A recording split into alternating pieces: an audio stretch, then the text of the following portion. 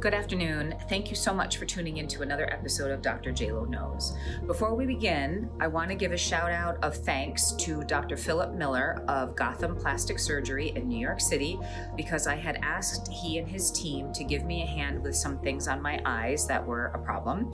And he took amazing care of me, and I'm overwhelmed with joy with the results, which is also why my eyes are a little red. So just so you know that I haven't been getting into any thing that I shouldn't be. But I just want to say again to thank you so much to Dr. Philip Miller and his team, just amazing people. So today I want to talk about rubbing salt in other people's wounds. What does that mean? That means that when we have an intimate relationship with somebody, we need to listen to what their insecurities are and stay the hell away from them.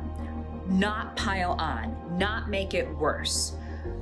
For example, I have a client who, when he grew up, he didn't have a ton of money. And when his mother for dinner made a chicken, they would eat the whole chicken, nose to tail, everything in between, the whole chicken. And when my client's girlfriend at the time, I believe, made dinner one night, she made him chicken. And she caught him feeding the dog the chicken. And so she got very upset and was like, "What are you doing? This is ridiculous. You're feeding the dog the chicken. I just made you this dinner." So after she calmed down, they had a little conversation where he explained to her, "Look, it's not your cooking, it's the chicken. When I was little, my mother would make the chicken. It was the whole thing. We had to eat the whole thing, blah, blah, blah. And for me, it's not you or the chicken itself, it's what it represents. It reminds me of a time when things weren't so good."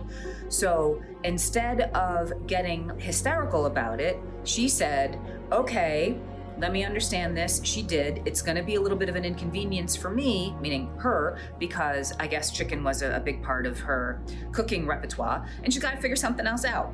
Because when you love somebody, why are you going to do something you know hurts them, whether you agree with it or not?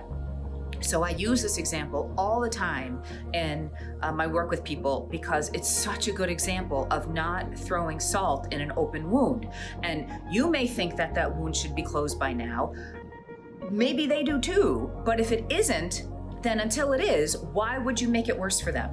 And people will tell you what their insecurities are, either outright or between the lines. So in our society, where we have gotten so unfortunately far away from listening to people, let alone talking, when you are engaging, eyeball to eyeball with somebody in person, please pay attention to when they talk about things that bother them, and then make a mental note to stay away from that. Because if you care about them, why would you want to pile on? So that's today's story. I thank you so much for tuning into Dr. Jloknows, and I really appreciate your subscription, and have a great day. Thanks.